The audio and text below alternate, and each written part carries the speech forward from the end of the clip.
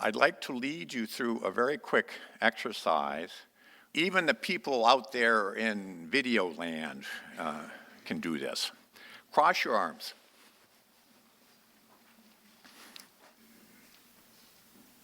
Look down and see which wrist is on top. Okay, drop your arms. Great. Now cross your arms. And look down and see which wrist is on top. So everyone who had the same wrist up both times, raise your hand. So, me too. Everyone who had the right wrist up both times, raise your hand. Everyone who had your left wrist up both times, raise your hand. It's about 50-50. So you adopt a habit, and it works for you.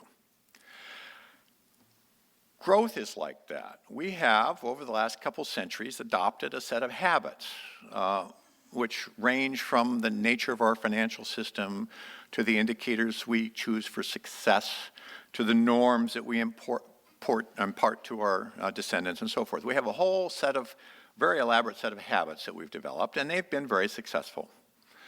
But sometimes circumstances change.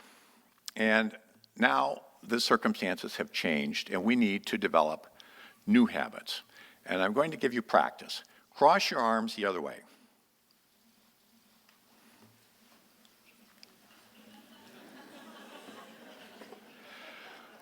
What you notice is three things that are also true about our quest for a sustainable planet. Number one, it's possible. Number two, you have to think about it and probably make mistakes at first. And number three, it's a little uncomfortable at first.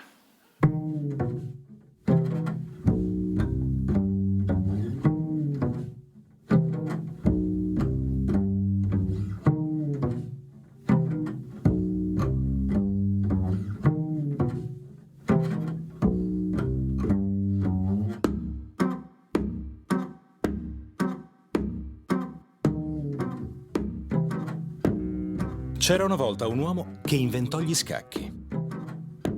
Il re era così contento che gli offrì una ricompensa. L'uomo, che era molto saggio, disse al re che voleva un chicco di grano per la prima casella della scacchiera, 2 per la seconda, 4 per la terza e così via, duplicando la quantità per ogni casella della scacchiera.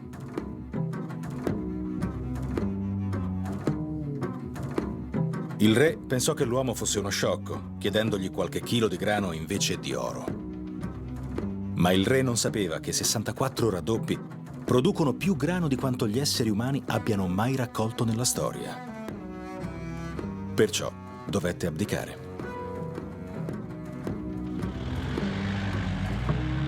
Questa è la natura della crescita esponenziale.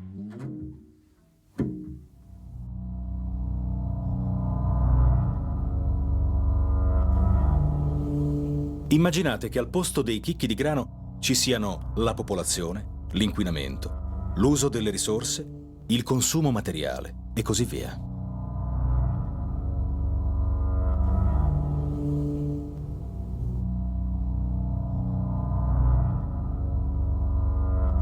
La nostra scacchiera è il pianeta Terra.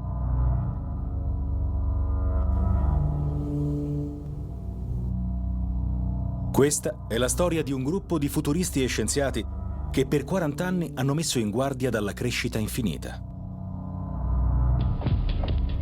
Un punto di vista rivoluzionario che diventò famoso da quando il loro studio fu pubblicato in un libro presentato a Washington.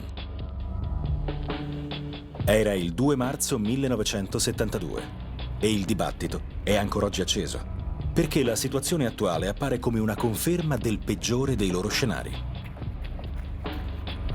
This is the first U.S. presentation of an 18-month study of global limits to growth, sponsored by the Club of Rome with Volkswagen Foundation funding, by an international team of 17 scientists at the Massachusetts Institute of Technology under the direction of Dr. Dennis L. Meadows.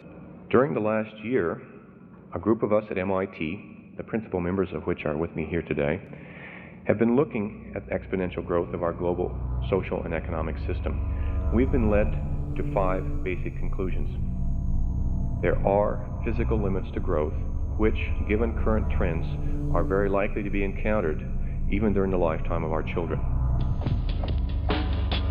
Second, the most likely outcome of running into these limits, if we continue to ignore them and instead base our short-term policies on the assumption of continued growth, is that we'll overshoot those limits and collapse. We have learned that more is not necessarily better, that even our great nation has its recognized limits. That won't take place at the same time around the world. Will certainly take different forms, will be more or less severe in different societies depending on what happens between now and then and on the level of industrialization. But in each case, it's likely to be extremely traumatic.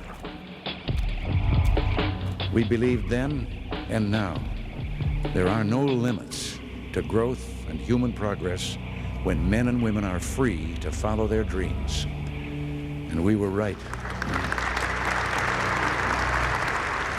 The third conclusion is that we appear to have a viable alternative to this outcome, one in which population and material production could be brought into balance with the finite environment and with our resources. Kyoto Protocol would have required the United States to drastically reduce greenhouse gas emissions. The impact of this agreement, however, would have been to limit our economic growth and to shift American jobs to other countries.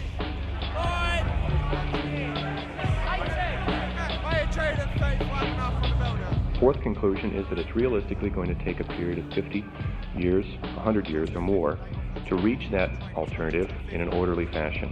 The threat from climate change is serious, it is urgent, and it is growing. Our generation's response to this challenge will be judged by history. For if we fail to meet it boldly, swiftly, and together, we risk consigning future generations to an irreversible catastrophe. Now I give the floor to European Union. Thank you, Mr. President. Although good progress in various tracks so far has been done, including on the finance, we really strongly feel that time is running out. And finally, and I think this is extremely important, every year we delay beginning to form our goals and moving towards them makes an orderly transition to this stable situation much more difficult, and it decreases our ultimate options. 40 years ago, I stood up and presented a question. How can global society organize itself to provide a just, peaceful, equitable, decent living for its people? Now, after 40 years, finally, the question is starting to be considered seriously. But I'm apprehensive. I have to say that although the question is still important, the answer is different than it was 40 years ago. 40 years ago, it was still theoretically possible to slow things down and come to an equilibrium. Now that's no longer possible.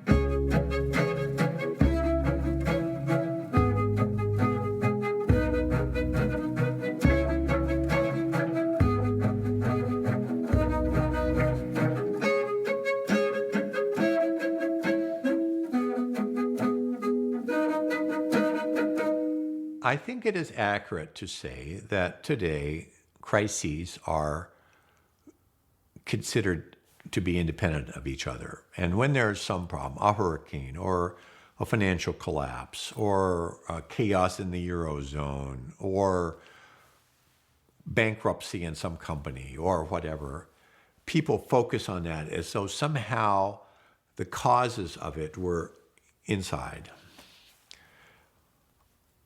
Our book and our field generally says no. I mean, the the causes often are far away in time and place from the symptoms of the problem. And indeed, my opinion is that all of these things are really not problems in themselves. They're a symptom. The problem is physical growth in a finite planet. The problem is that we have taken human population, food consumption, energy use, material consumption, and so forth, to levels which cannot be sustained. Considerare le singole crisi come sintomi di una crisi globale fu anche la visione anticipatrice dell'uomo che unì il gruppo che all'inizio degli anni 70 scrisse I limiti della crescita. Aurelio Peccei. Dr. Peccei, who is a distinguished economist, industrialist, authority on many things, has been the guiding spirit in the formation of the Club of Rome, that enigmatic and fascinating organization started in 1968.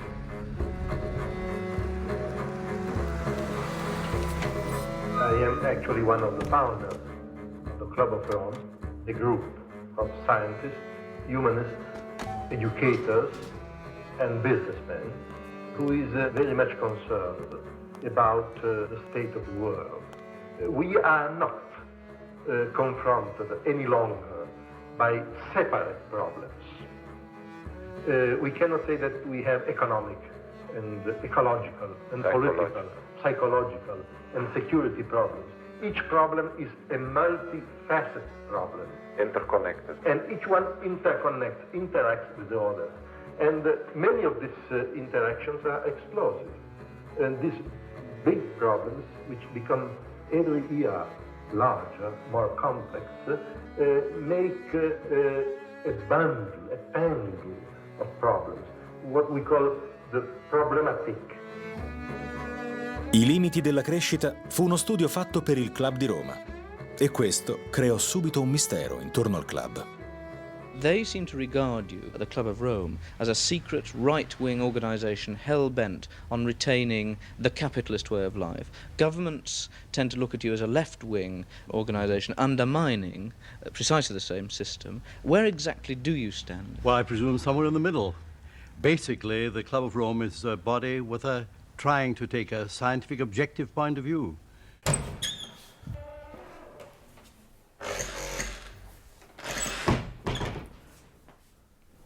Per mantenere la massima libertà di azione e di pensiero al Club di Roma, ai suoi membri e a se stesso, Peccei insisteva moltissimo sul fatto che il Club of Rome is not an organization, it is a non-organization.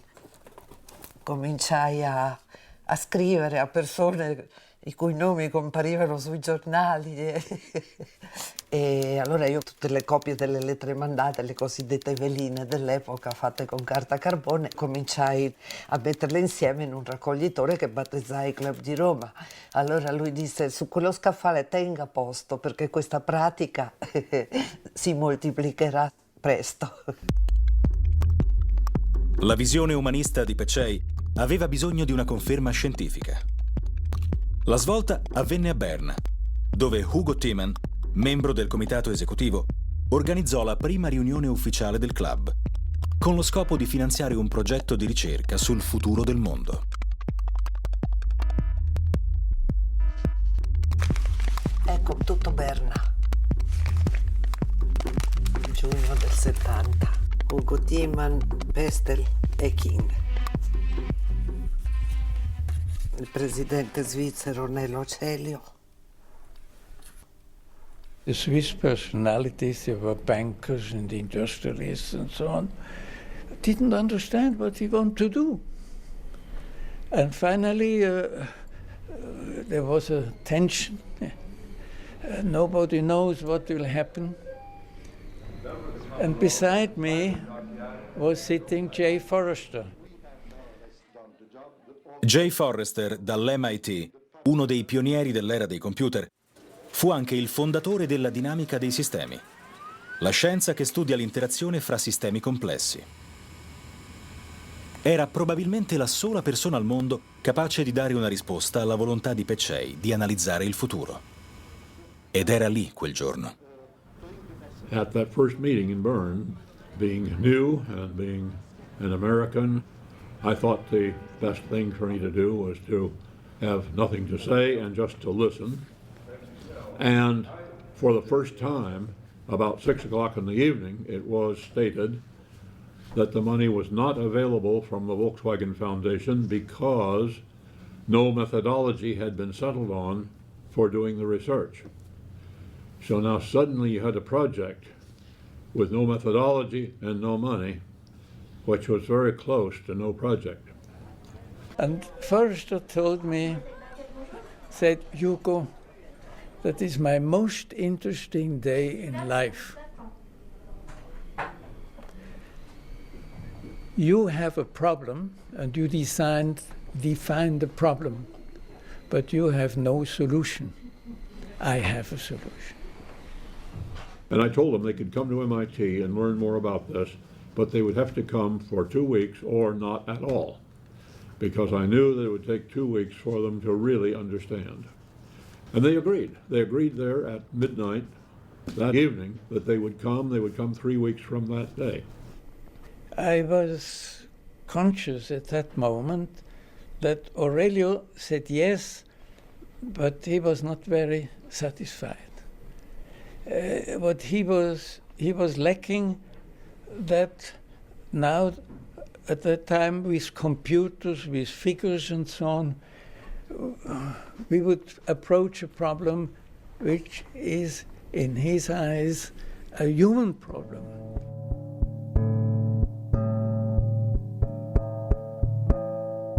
Lo strano incontro fra l'umanista Pecei e il genio scientifico di J. Forrester creò quella miscela esplosiva che portò a I limiti della crescita. So it was on the airplane coming back, Air France I think, where I had 9 coach seats to myself. I converted them into an office to spread papers around and began to work on a system dynamic simulation model of what they had been talking about.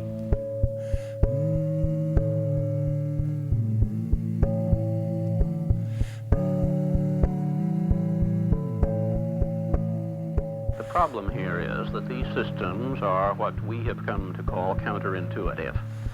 They do not behave the way we think they do. And there are reasons for this. The human mind has gathered its intuition and its experience in dealing with simple systems. Driving an automobile is about the most complex system that the human mind thoroughly grasps. And then, as we come to these more complex systems, we apply to them the lessons that we've learned in simple systems, but the more complex systems do not behave in the same way. And it's the structure of the entire system that gives it the behavior.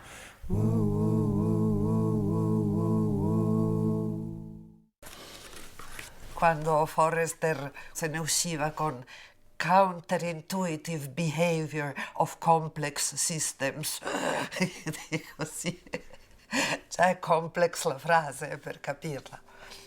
Però da quella riunione cominciò una specie di effetto valanga, perché anche molti degli scettici si convinsero che qualcosa c'era. The Massachusetts Institute of Technology on the Charles River in Cambridge. In size, MIT is about middle range among American universities, but its reputation is great as one of the world's leading scientific centers, and the task it has set for itself even greater: to build a bridge between science and the humanities, to link science and society. This, my friend, is my recollection of the first couple of years at MIT. This is MIT, this is how it looked, this is the sunset, this is from our apartment.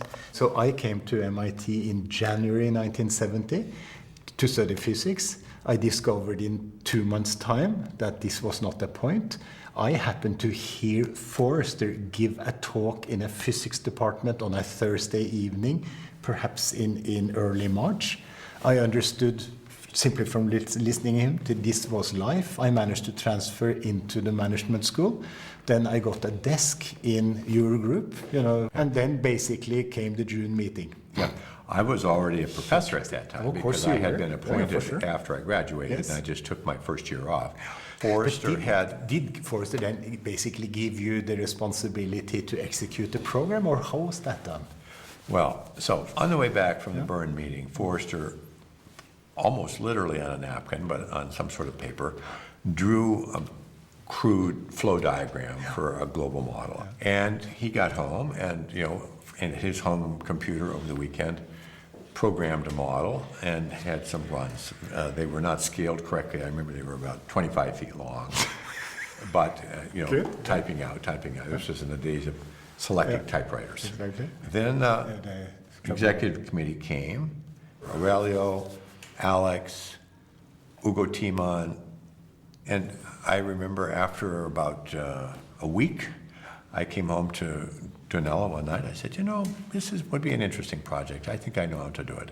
So I wrote a 2-3 page proposal, gave it to the Club of Rome people the next day, and indeed, the club decided to take it. So, of course, we weren't hired to do limits to growth. We were hired to develop a big scientific report, which is what we set out to do. And then I put together the team, 16 people, 5 sectors, and so forth. From a new kind of technical institute, they go back into the world that sent them. They go out as scientists, equipped with an awareness that science is not an end in itself, but a means to a better world.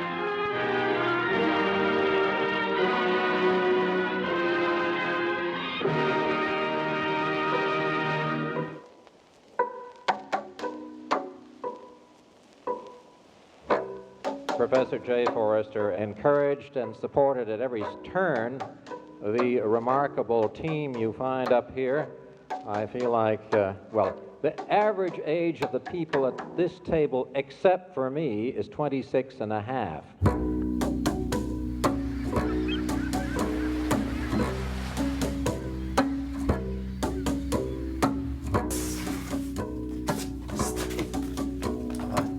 A lot of material from back in those days.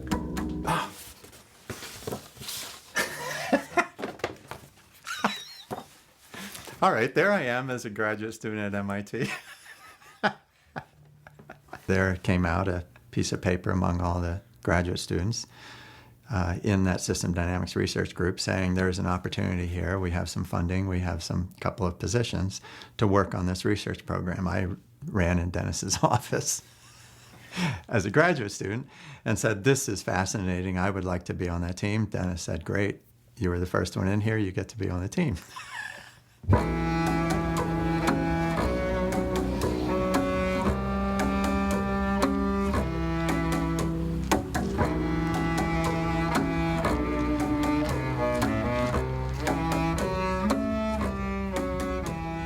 From Germany, a senior Club of Rome member nominated that 2 of his assistants from the university would come, Eric Zahn and Peter Milling. Der Dennis und ich wurden dann reingerufen in den engeren Kreis der Club of Rome-Mitglieder. Das ganze Projekt ist ganz von Stiftung Volkswagenwerk bezahlt gewesen. Und damit das Team sofort beginnen konnte, hat Aurelio Pecce einen Scheck gezückt und über $50.000 ausgeschrieben, sodass wir uns Tische, Stühle kaufen konnten und dass wir dann in einer alten Fabrikhalle direkt auf dem MIT-Gelände beginnen konnten.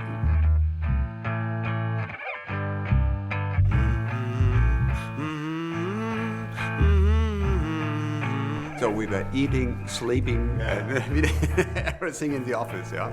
And we had fun. We played frisbee in the office.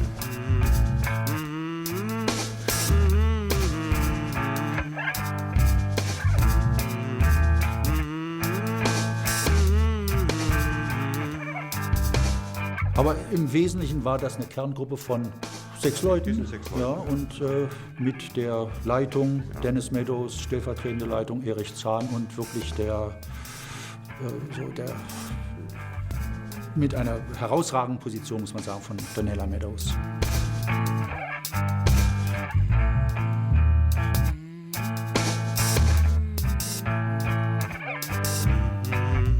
The first member was Donella, my wife at that time, who was a brilliant writer and an extraordinarily intelligent person. When you consider the culture of the United States is based on growth and fairly unlimited expansion over the last 200 years, I'm wondering whether the people who've been working with the model feel that the existing mechanisms in this country really can adapt to changing our cultural mores. Dana, do you have a comment on this question? I'm very hopeful in this country that the mechanisms do exist for this kind of cultural change. In fact, I think it's already happening. I think we're one step, one contribution to a change which is indeed taking place, largely among young people who are trying many experiments, some of which may turn out to be very useful in an equilibrium society. And I think the thing that encourages me, I work in a university with some of these young people, is that they are discovering that the alternate lifestyles that they are trying are not sacrifices. They're not unpleasant. And in many ways, they're more satisfying and their lives are more fulfilling than they would have been if they followed the pattern which we have come to regard as the cultural pattern of America.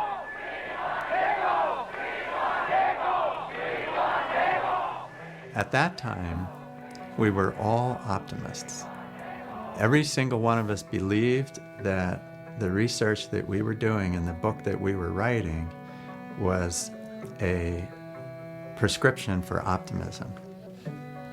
Because we saw that these planetary issues were totally solvable, totally manageable. All it would take would be human action.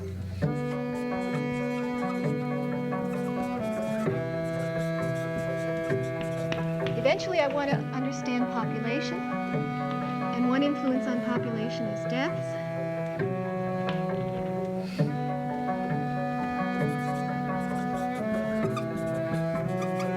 There's some mortality rate, and I've assumed that that's a function of food per capita.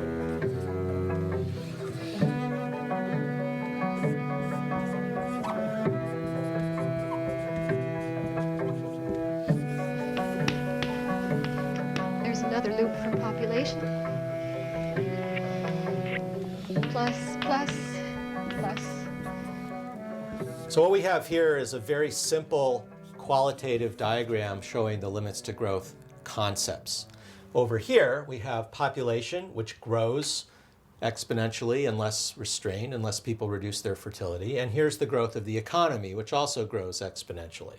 All that growth is happening in the context of a finite planet. Important parts of the global system are basically structured to give exponential growth. Population and industrial growth are inherently exponential. It's not an accident that they show this explosive growth pattern. That's built into the nature of the systems. One of the things people don't understand about limits to growth is that it was not about how much iron ore there is, or how much oil is in the ground, or how much copper there might be. Because it doesn't really matter. As long as we live on a finite planet, exponential growth has to stop. And people don't understand how quickly that exponential growth can accumulate. So one of the ways we demonstrate that is with an ordinary sheet of paper. It's very, very thin. If we fold it over once, it's now twice as thick. Fold it over again, it's now twice as thick again. And we can keep doing this, and if we did this 40 more times, we can ask, well, how thick would the piece of paper be? Most people say, including my students here at MIT, they say that it'll be less than a meter on average. The correct answer is it would go from the Earth past the moon. And almost all of that growth would be in the last few doublings. And this is why people get hung up. They see the growth of the economy. In the short run, this is a great thing. But unrestrained, it must eventually, and sooner than we think, collide with the finite limits of our planet. When we approach the limits of the Earth, we will not basically move towards those limits and then smoothly fit in the world population and activity under the carrying capacity of the planet, we will, because of decision delays, shoot through the sustainable level and then move into unsustainable territory from which there is only one way back, either organized reduction, managed decline, or nature takes over and forces us down back to sustainable territory.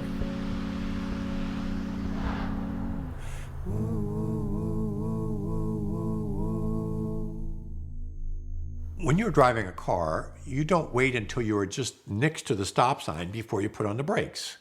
Especially, let's say, if the road is slippery.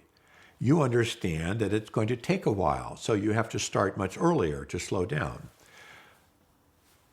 People understand that with their cars, but they don't understand that with the global systems. I mean, a prevailing attitude about climate change, I think, these days is, don't worry, when we see it's really a problem, we'll do something about it. We said, no, when you see that there's a problem, it's too late. You'll overshoot. We're continually being asked to make decisions about very, very short-term issues. Do I need to pick the kids up and get them to soccer practice this afternoon at 3:30? It's 3:30, it's not 3:35. Very short. But the ecological system is operating on a much longer time constant. So if we keep making our decisions on this very, very short time frame, and we never stretch ourselves out to a 30, 40, 50-year view, then we're always going to be playing catch-up, because this ecological system is rolling along at a much more ponderous pace, and we're just keeping ourselves as noise. And if we're just noise, always responding on a short-term basis, we're going to be, in a sense, the victims. Obviously, if there are a lot of harmful side effects of our technologies, if there are long delays in the response of the social and technical system to scarcity, if the price system, if markets don't work effectively, we're in trouble. But the real lesson of Limits to Growth is that even if all of those things work, it still doesn't solve the problem as long as everybody wants more. L'allarme lanciato dai limiti della crescita scatenò un grande dibattito in tutto il mondo. There can be no doubt what one subject has aroused most controversy among scientists during the past 12 months. I mean, of course, the prospect of doom for mankind because of pollution, overpopulation, overuse of resources. Well, I think that the conclusions of this study are completely wrong. If you check what happens if you vary all your assumptions together, then I understand from the Science Policy Research Unit at Sussex, who have actually been checking your model, the catastrophe disappears altogether. That's interesting. I spent all last Friday down with the Science Policy Research Institute, and they didn't indicate that. Well, this is developing debate who spoke to them last. I spoke to them this morning. The Limits to Growth attacks the fundamental foundation of modern economics. If you don't have the idea that growth is desirable and possible, you don't have economics. And so as soon as the book came out, all the economists were just outraged. I think honestly outraged. I think they really just thought we were totally stupid and wrong and dangerous. And so there was an enormous effort to criticize and attack the work. The first major criticism came out just a few weeks after The Limits to Growth. It appeared in the New York Times Book Review. Passel, Roberts, and Ross, three economists, criticized the limits. A whole page, first page. And that review was so negative. It was so scathing. It was ironic. It was, everything was wrong about the Limits to Growth. And it was written by three macroeconomists who we didn't know at the time, but, were the forerunners of 30 years or 40 years of criticism of limits to growth. It's continuing to this day. You know, most classical macroeconomists thinks this is a piece of shit. A projection for disaster, and this is so typical of the time. Here's an article entitled "Starvation Spectre." Here's another one. The world model controversy, will mankind survive? Over and over and over and again. Oh, here you go. World's future, faith or suicide? It brings back the feelings of that time. It's like, guys, you're not getting our message. Dubious doom crying. Scholar at MIT will present Stop Growth or Die report. I mean, I'm sorry, but it's just comical from the perspective that we have now. But the people writing these were completely serious at the time. They thought that that's what Limits was saying. If we had 30 days to save the world, would we act before the 29th? Now that one actually got the message. We're dealing with dynamic systems with long-time constants. Don't try to do it on the 29th day. Do it on the first or second day, and don't waste the first, second, third, and all the way to the 26th day talking about whether or not the science says we should. Nel giugno del 1972, pochi mesi dopo la pubblicazione de I Limiti Della Crescita, i leader mondiali si riunirono a Stoccolma per la prima conferenza delle Nazioni Unite sull'ambiente, presieduta dal canadese Maurice Strong, fortemente influenzato dal messaggio del libro. Un compromesso fra gli interessi di tutti i paesi era molto difficile da trovare, ma la dichiarazione di Stoccolma sancì l'affermazione della preoccupazione generale per lo stato del pianeta. And if it were to contain nothing more than that principle, that nations must accept responsibility for the actions, for the consequences of their actions on others, in my view, it would be a historic document and an extremely important base on which to build. The particulars of the environmental situation. We have to take a better care of our small planet. And that is the message which will come out from Stockholm, irrespective of the immediate political situations of the interests. Dr. Mansholt, who, as you know, is the president of the European Economic Commission, he, I think, in a way, has tried to translate your ideas, or the ideas of the Club of Rome, the MIT report, into practical action. Je ne sais pas si ce rapport de MIT est déjà publié en français, je ne crois pas. Nous l'avons publié. Ah, vous l'avez publié? Dans un numéro spécial, oui. Bon. Alors tout le monde l'a lu, je crois. En tout cas, dans mon petit pays, aux Pays-Bas, on l'a lu, en quelques semaines, on l'a vendu plus que 200 000 exemplaires. C'est le best-seller. Et ce n'est pas facile à lire. But here we were on the bestseller list in Germany. The 5th place in the non-fiction part.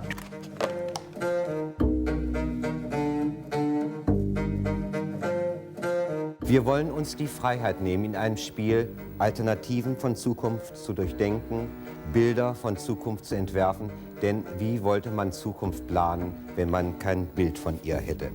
Wir haben ein Computermodell dieser Welt und über das werden wir im Einzelnen noch zu reden haben. Wir haben 3 Wissenschaftler, die mit diesem Modell arbeiten, über die auch noch im Einzelnen zu reden sein wird. Immerhin hat der Club of Rome für Grenzen des Wachstums den Friedenspreis des deutschen Buchhandels bekommen. Das Buch stand über mehrere Jahre auf der Spiegel-Bestseller-Liste und es hat also auch in der Industrie einen sehr starken Widerhall gefunden. Ich habe beispielsweise, glaube ich, knapp über 60 Vorträge im ersten Jahr gehalten und die meisten vor Vertretern der Wirtschaft und in Unternehmen. Wir wenden uns zuerst dem Lauf zu, der in der... Wir wurden zum Teil eben Grenzen des Wachstums. Man müsste Bevölkerungsentwicklung beschränken, man müsste den Ressourcenverbrauch und die Umweltbelastung reduzieren und begrenzen. Wir wurden da als Kommunisten, als Planwirtschaftler, als alles Mögliche bezeichnet, was wir wirklich nun mal nicht sind und waren. Wir waren auch bei vielen Diskussionen, Kritiken dabei. Da saßen wir aufgereiht da vorne und eine Menge von Journalisten und Experten in unterschiedlichen Gebieten, die bombardierten uns. Im Haus Rissen beispielsweise fand das etliche Mal statt. Da gab es schon sehr ablehnende Haltungen, auch teilweise unreflektiert. Und es war aber interessant, dass der eine oder andere dann das doch besser verstanden hatte, was wir ausdrücken wollten. Weil interessant ist, dass viele entweder das Buch gar nicht oder sehr oberflächlich gelesen hatten. Und dieses ist eine totale Desinformation und ist kein guter politischer Führungsstil.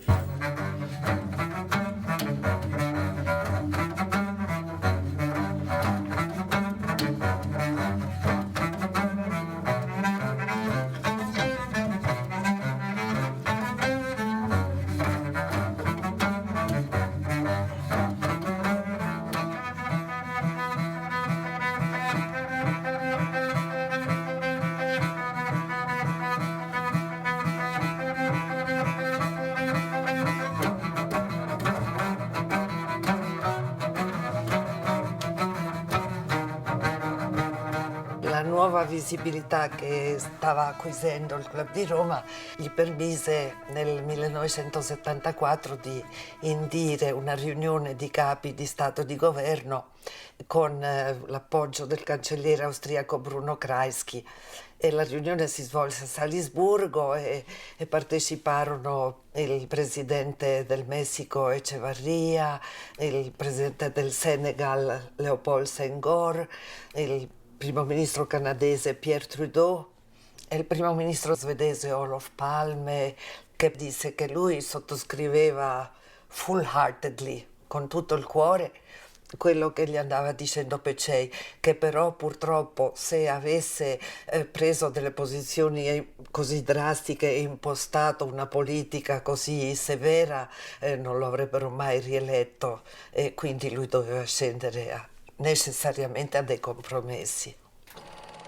Insieme ai politici e agli economisti, alcuni tra i maggiori avversari dei limiti della crescita furono le compagnie petrolifere. I was contacted by the president of an organization called Business International, which is a trade association of the biggest corporations in the world.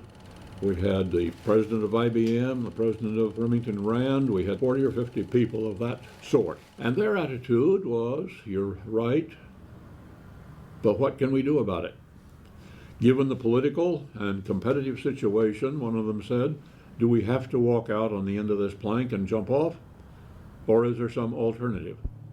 One of them, head of a large American oil company, went on vacation and wrote a 50-page paper that in many ways was more negative, more extreme than those books.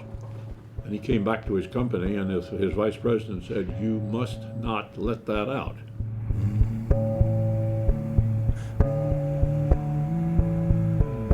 The various people who were with me this morning, Bill Behrens, Jorgen Ronders, my wife and I, and the others who've been involved in this project, each of us are going back now to a different context. Jorgen is going back to Scandinavia.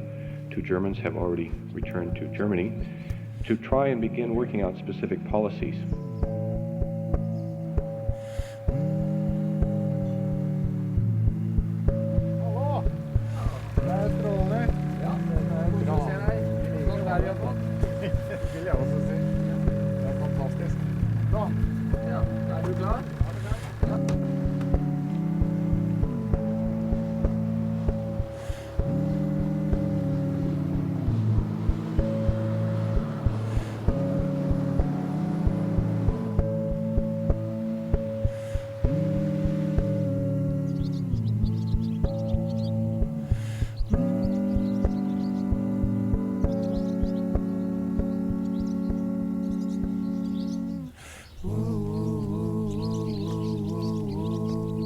When we wrote The Limits to Growth, I was a very young man, and naive in the sense that I thought that once we told the world that the planet is small and that it's a great challenge for humanity to fit a large population and a large economy onto this tiny little planet, I had thought naively that the world would listen and say, yes, clearly this is good advice and we're going to follow this advice.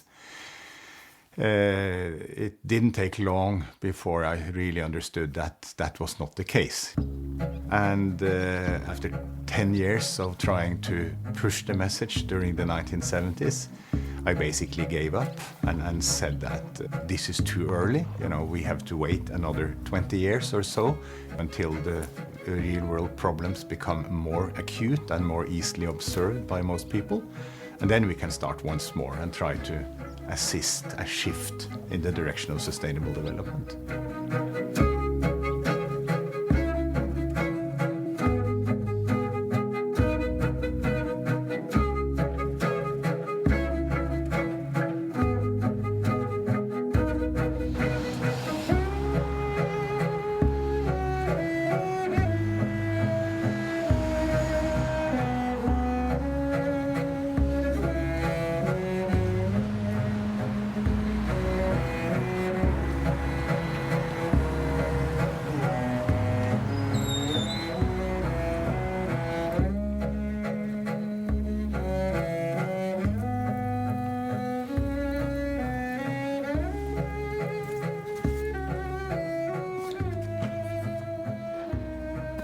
When Limits to Growth was written, the team was really quite young. And I think they really were not ready for the media attention. But the response they met was particularly in this country, particularly in the US, was really harsh and severe, calling them Malthusian or doomsday prophets and things like that. And that was a surprise, I think.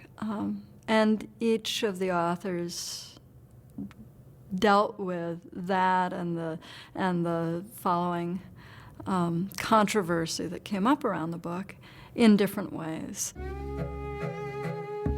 Dennis and Dana had left MIT, started up a research program at Dartmouth. Their interest was similar to mine: create sustainable communities on a small scale. I essentially followed them, went up to Dartmouth, started teaching and research at Dartmouth, and after one semester, 4 months roughly, decided that I had to make a right-hand turn in my life choice. I remember sitting at Dartmouth and in the classroom, beautiful setting, trees, woods, northern New England outside the window, and I'm in here. I remember that gut feeling of, I need to transport myself out there full time. And I went and talked to Dennis and said, I'm sorry, but I personally need to do something else.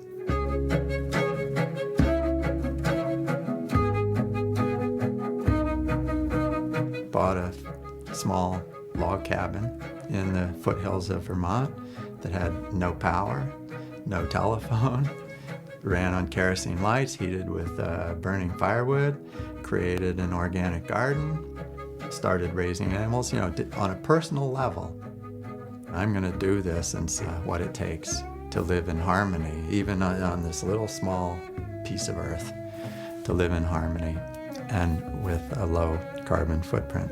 That term wasn't even developed at that time, by the way. But that's what we were talking about. Part of what Dana did was realize that her gift for writing and for reaching people through writing was an important piece of the response. She started writing for newspapers. She later titled her weekly column The Global Citizen because she was interested in bringing to light global trends, global issues, and how our individual choices impact those, and that we really are all citizens of one planet. And she'd set a challenge for herself. If she was speaking to an audience of scientists, to bring love into the conversation, to bring the humanity into the conversation. If she was speaking to a general audience, to bring the science into the conversation, and that really those needed to be in the room at the same time. Once I am clear and have worked on a vision, it becomes more and more real to me. I can literally see. I've been working on this vision of a sustainable world for a long time. I can literally see it in technicolor, in some detail, and it gets better and better. The more I learn, the more I ask other people. It lives in me as a sustainable world that isn't a sacrifice or a bunch of difficult regulations, a sustainable world that I would love to live in. And having such a vision alive in me prevents me from selling out to something less that someone else may be offering me, such as the vision of perpetual economic growth, which is pretty much the vision that the whole field of economics gives us. Growth isn't what I want. Growth has nothing to do with what I want. And I think the only reason growth, which is a terribly abstract and when you think about it, stupid vision of the future, I think the only reason that can be sold so easily in every policy arena is that there's no alternative vision.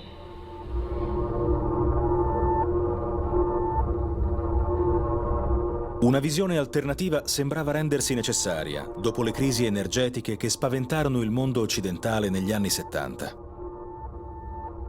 L'allarme dei limiti della crescita influenzò la politica negli Stati Uniti, dove si stavano affrontando due visioni opposte del futuro.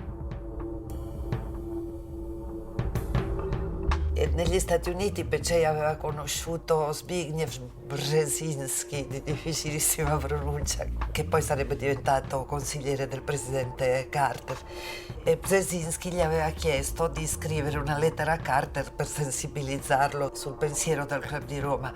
E lui scrisse una lunga lettera in cui diceva che c'era una space window, come si dice, una finestra temporale in cui Carter, prima di guai peggiori, avrebbe potuto influire molto attraverso il suo potere, diciamo, sul miglioramento dei problemi globali. Good evening. Tonight I want to have an unpleasant talk with you about a problem that's unprecedented in our history. With the exception of preventing war, this is the greatest challenge that our country will face during our lifetime.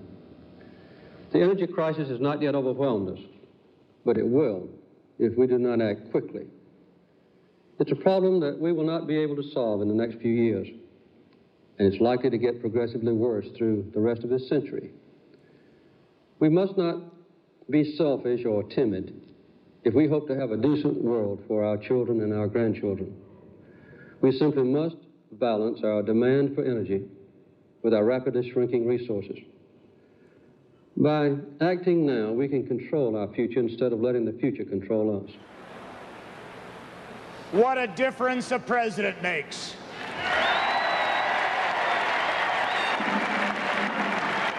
Remember 1980, Democratic Party leaders telling us that decline was inevitable, that these forces were beyond our control, and that America had reached its limits, and Jimmy Carter seeming to grow old before our eyes. This solar strategy will not be easy to accomplish. It will be a tremendous, exciting challenge to the American people. By the end of this century, I want our nation to derive 20% of all the energy we use from the sun. Direct solar energy and radiation, and also renewable forms of energy derived more indirectly from the sun. This is a bold proposal, and it's an ambitious goal, but it is attainable if we have the will to achieve it. In a stable world, there is no limit to what free men and women can accomplish with free markets, free trade, and free enterprise. In recent years, so many claim that we live in a world of limits, where all nations, even those as bountiful as our own, must learn to live with less. Perhaps you remember a report published a few years back called The Limits to Growth. That title, Limits to Growth, said it all. Short-termism really rules the world in the sense that most people, most politicians, most businesses, are more interested in the short-term interest than in creating a better world for our grandchildren.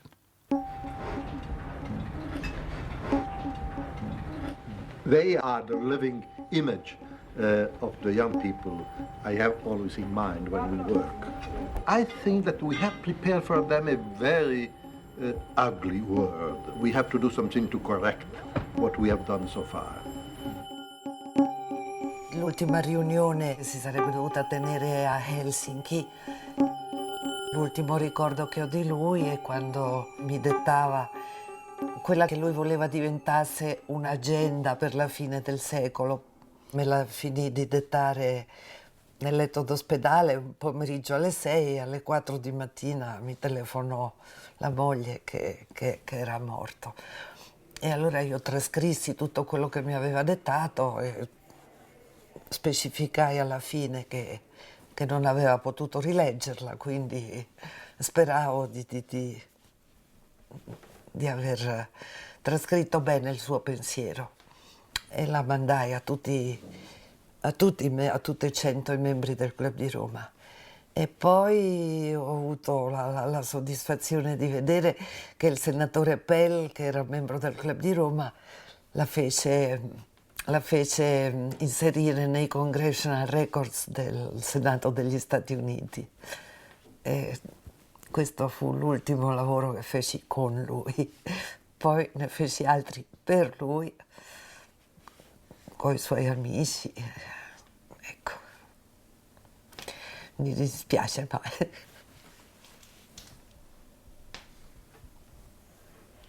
And in some ways surprising.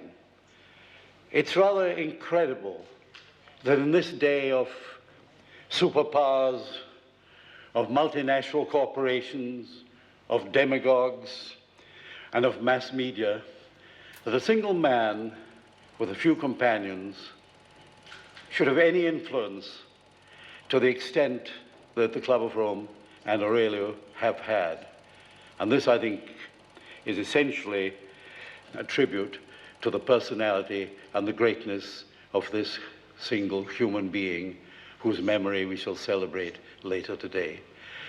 But may I ask you to rise and be silent for 1 minute in memory of our departed leader, Aurelio Piccei.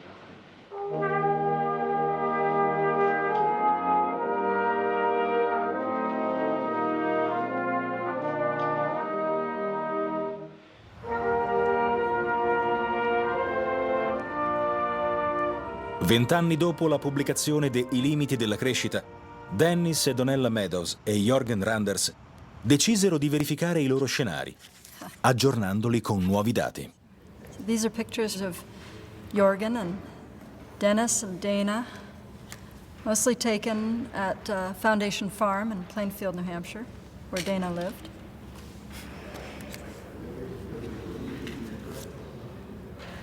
Looking over the manuscript, looking over the computer output. Ah, this is a great one. Jorgen with the little Macintosh computer that we were using. And the whole team, Bill came over from Maine for this picture. The team reassembled again 20 years after the Limits to Growth. My role was, as a researcher, digging up numbers on world trends. So food production, per capita food production, population changes. And there was really an open question, bringing the scenarios forward by 20 years, what were our options? And through that work, the title for the new book emerged, which was Beyond the Limits. 20 years ago, our feeling was that we were below the limits, although dangerously accelerating on our way to them. On the basis of the work we have done and the evidence which is everywhere available, we now conclude we are above the limits.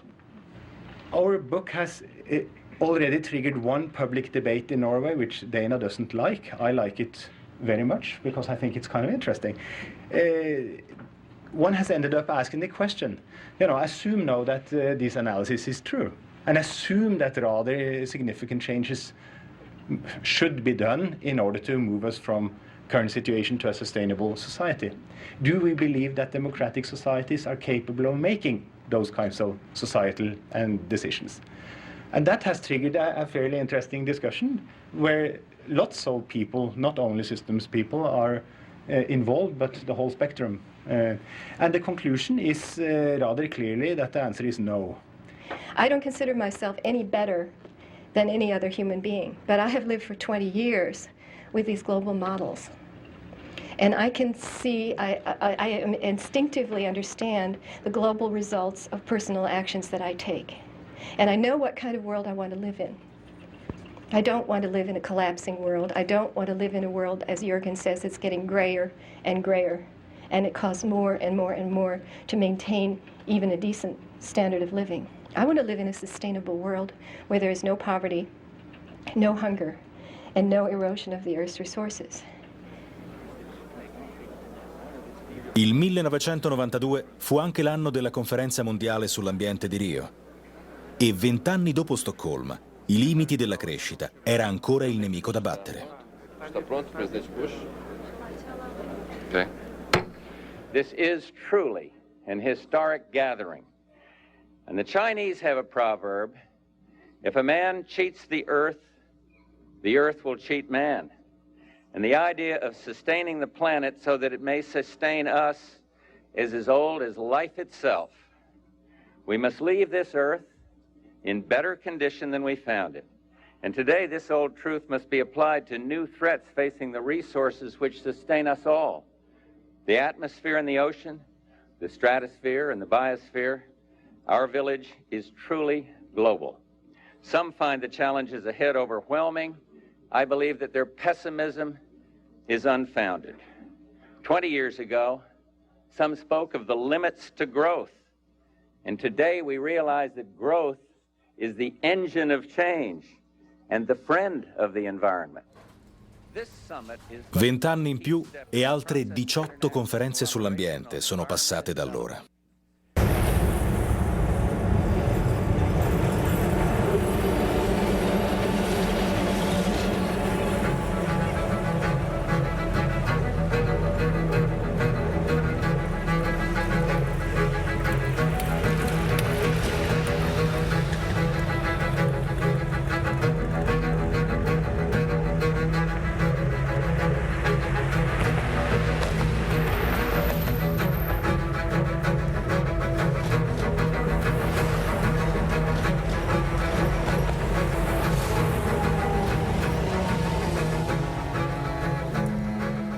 When I was 27 and just did the limits of growth, I had a very different understanding of the world.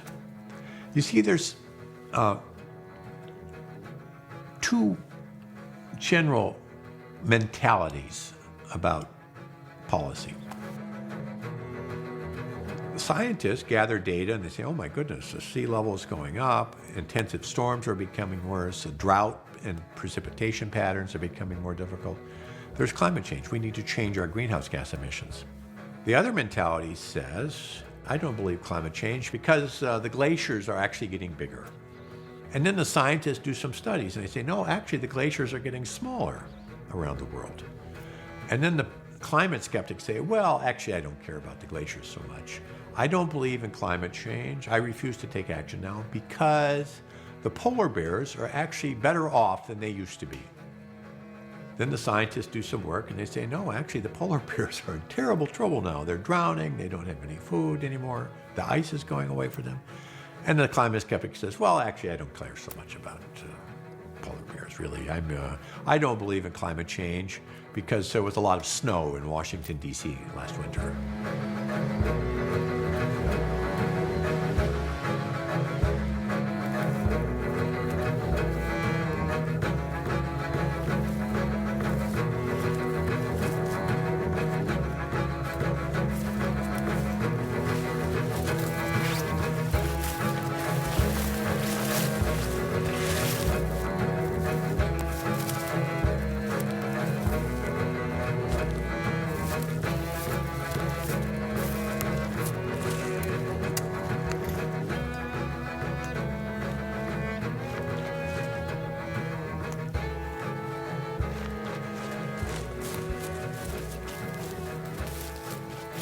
When I was a child, this little valley was full of small deciduous trees, crowded. And then over the last 50 to 60 years, they have died out due to competition, and the biomass is then concentrated into big trees like this. This is a Norwegian spruce, and it's very big, for being this far north.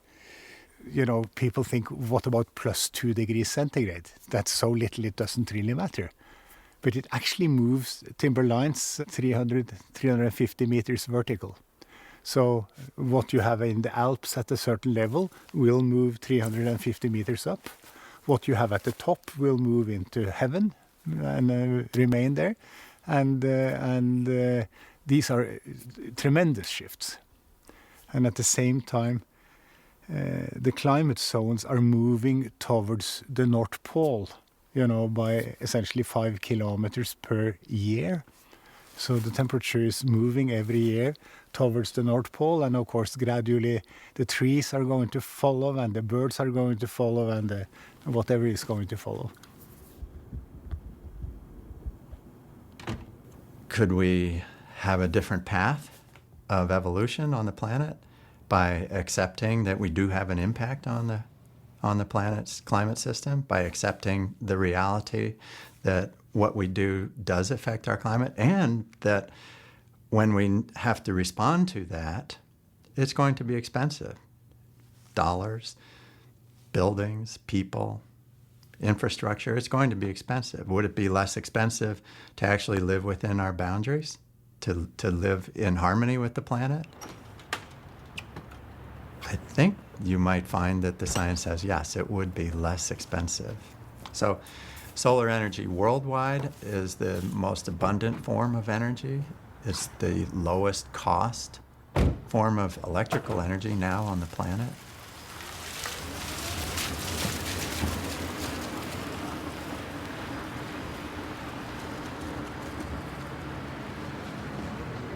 When I finally came to Maine, had a construction company and had some clients who asked for a solar home. And this was in the late 80s.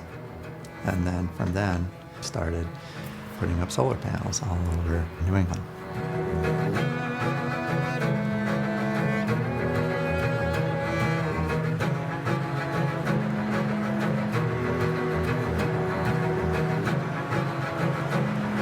This now is the largest solar installation in the state of Maine.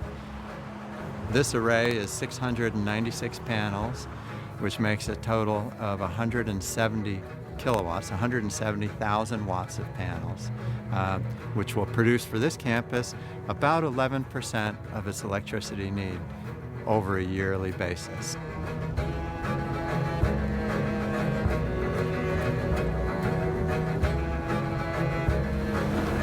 Sustainability, I mean, it's something like you're trying to understand a new pattern behavior, almost like a code, really. You're trying to interpret a new code. So I'll give you practice now. I have invented a code, actually, which I can use to show you numbers between 1 and 5. I'll do that and see how long it takes you to guess the code.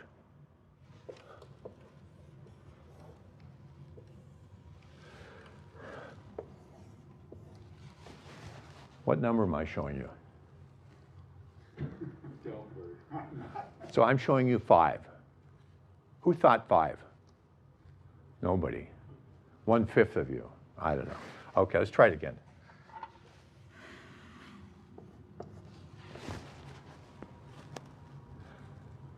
What number am I showing you? What do you think? I'm showing you 4. Now I'm showing you 3. Now what am I showing you? 2. The code is so simple, but you just have to look in the right place. And as soon as I draw the box, everybody looks inside the box. And drawing the box is just like test scores or any other kind of quantitative thing. Actually, the guy who invented GDP, the method of converting a huge economy over into a set of GDP numbers, he did it for Roosevelt in order to help President Roosevelt understand the economy better during the war. And the guy who invented it said, don't start to think that these numbers are telling you the purpose of the economy. They're simply one way of understanding what it's doing.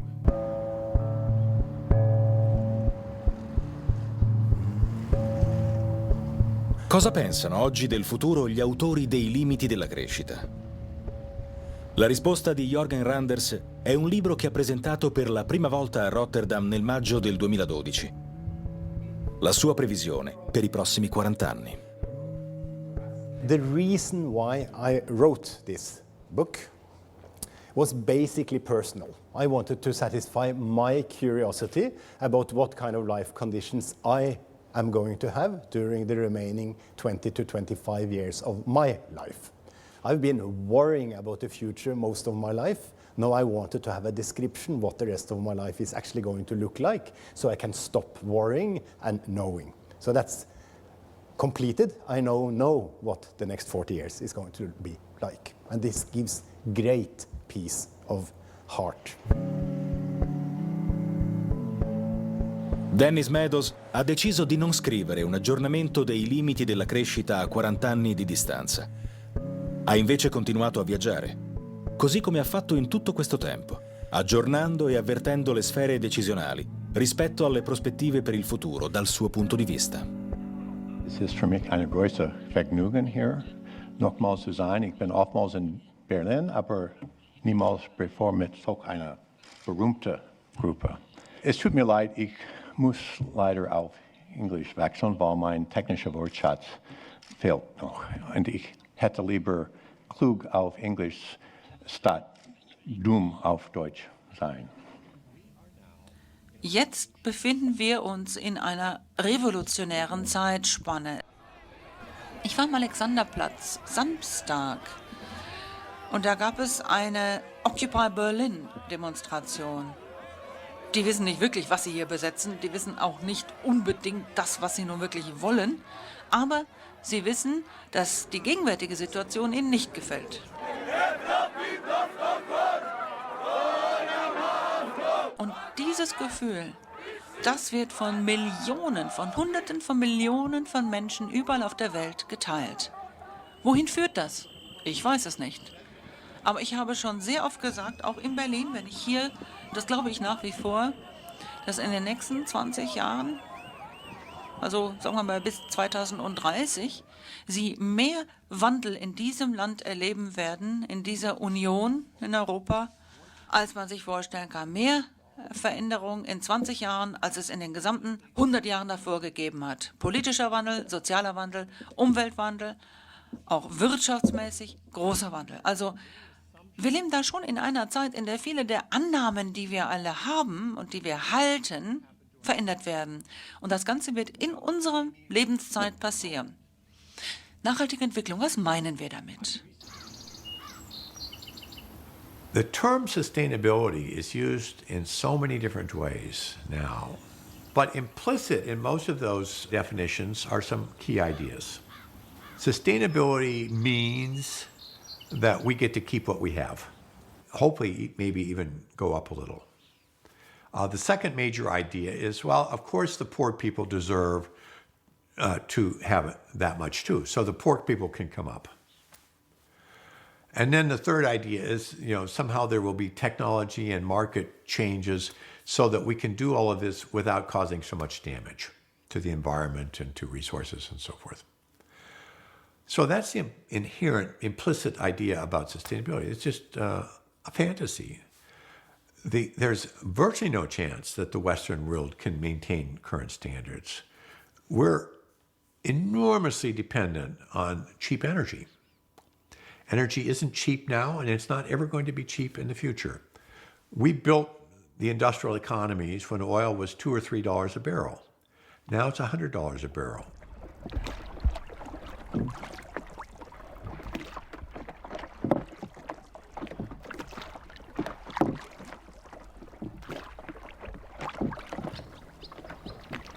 When I do the calculations, I see that the CO2 emissions will continue up until 2030, and then it will go down again by 2050 to current levels. more or less. So we will not, in my book, achieve the 50 to 80% reduction in greenhouse gas emissions per year, which is agreed by the international community to be necessary.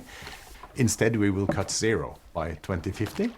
And that means that the global temperature at that time will be plus 2 degrees centigrade warmer than in pre-industrial times.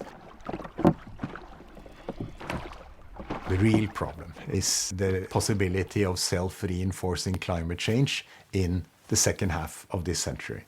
What is that? Well, I think that man will continue his emissions of greenhouse gases at such a rate that we will reach plus 3 degrees centigrade in 2080. And that's possibly enough to start melting the tundra, or at least it will move the border of the tundra further north, which releases methane and carbon dioxide from the frozen moss, which is essentially the tundra.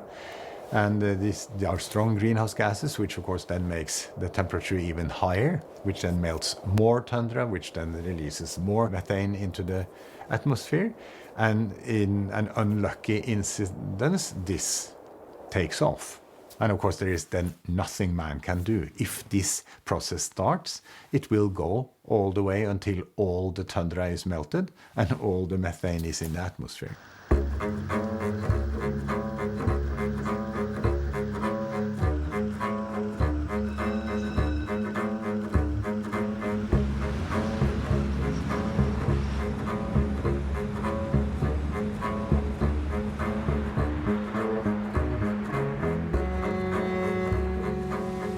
Fantastic to be in Bucharest in October with 30 degrees. But this is not normal, and it starts to have a very serious influence on your agriculture. Global problems affect everyone, but you only solve these problems if everybody works together. You can't solve climate change in Bucharest if they don't solve it in Beijing, Ankara, New York, and so forth. And the problem with these problems is that usually if you want to take action, you pay now here, and the benefits come later over there. Universal problems give a different possibility. They affect everybody, but like air pollution, soil erosion, flooding, deforestation, you can solve them here for you, and the benefits come here soon. The second way we have to change is to quit imagining we're going to get sustainability and start seeking resilience. It's moving from sustainable development to survivable development. Resilience is the ability to absorb a shock and to keep giving essential functions. So, for example, in Fukushima, the resilient cities were rather quick able to start giving again food and water to their people. The ones that didn't do it were not resilient. We say they were brittle.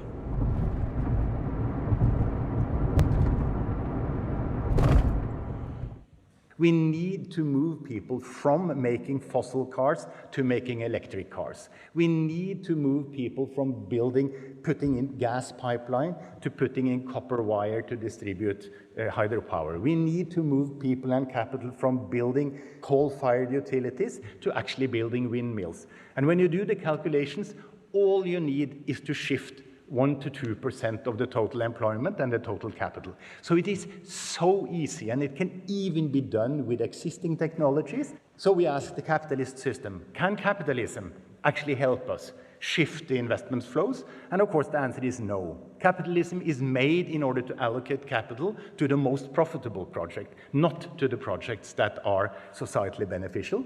So capitalism will not solve this problem.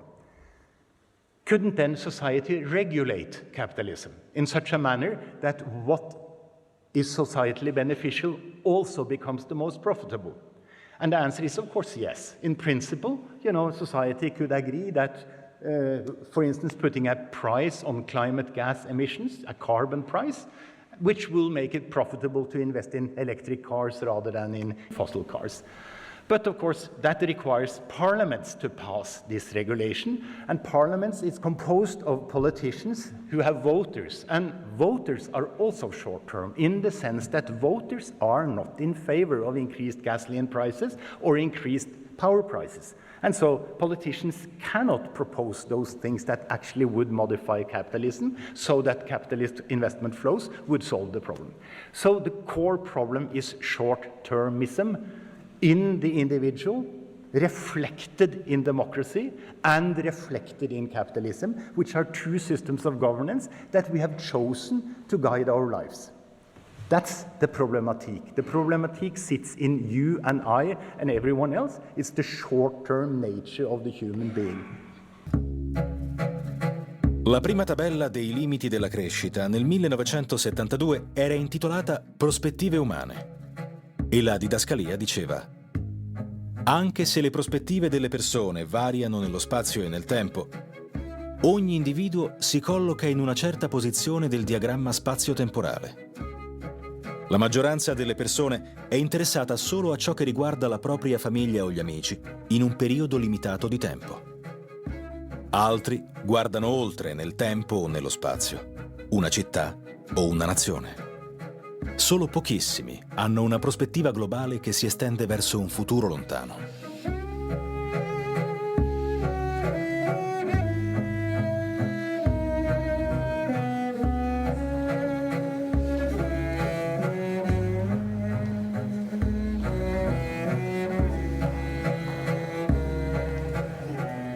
When you take a very carefully built edifice and start taking away little pieces, it doesn't just sort of slowly come down. It really can go up. I mean, if you go into this watch and remove 1% of its pieces, it doesn't go, it's not slow by 1%, it just stops.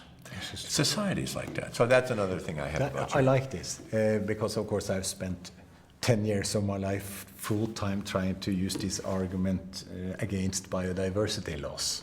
On the other hand, it is amazing. We have now lived for 40 years with shock after shock after shock after shock.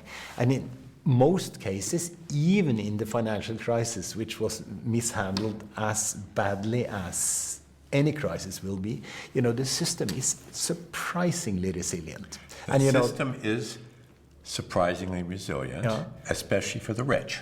Yeah, for sure. But I mean, there are people who still today are totally devastated by the consequences of the 2008 crisis. They don't think that it's a sort of a very gentle process.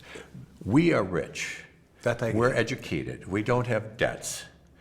And we live in relatively non-fragile areas of the planet. So from our perspective, yes, it was resilient. But there are billions of people who say, no, it was not resilient, it was a disaster. Now, let me say, on the other hand, in your book, I admired that you start to raise some issues that people don't talk about very often.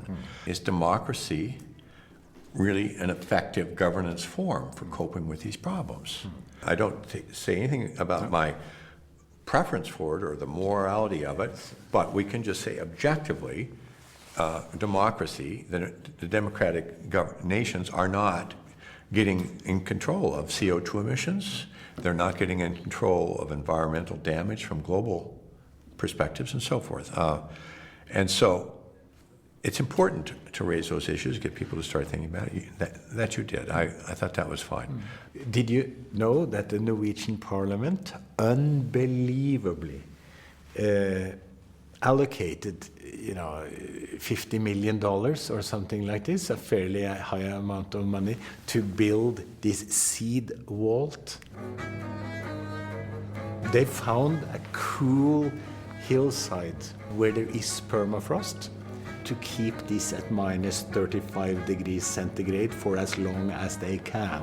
And they have then offered to all nations to store whatever they want in the form of genetic material.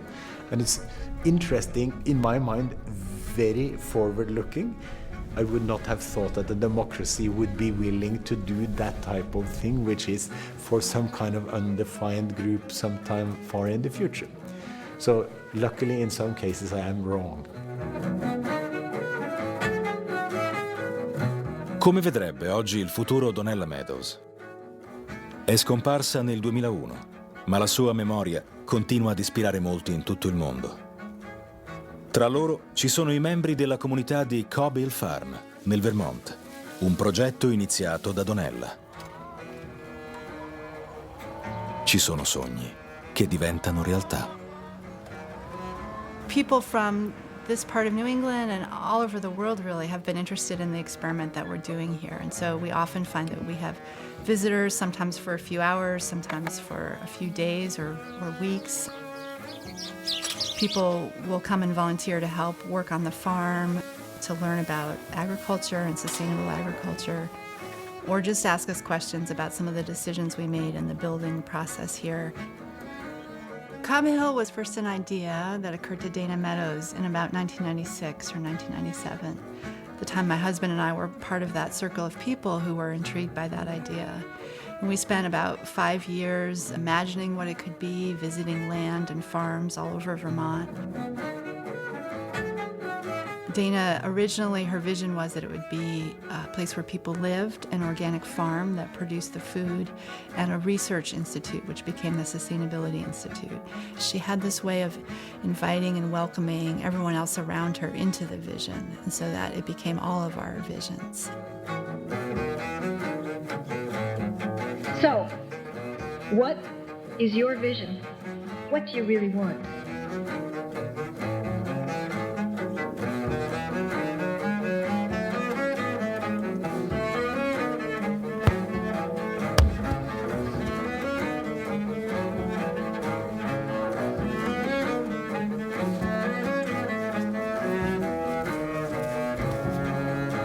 What will make this a world that would make you excited to get up in the morning and go to work in it? That would make you feel wonderful about the possible future for your children and your grandchildren, excited at what they will have the opportunity to bring forth. What kind of world would that be?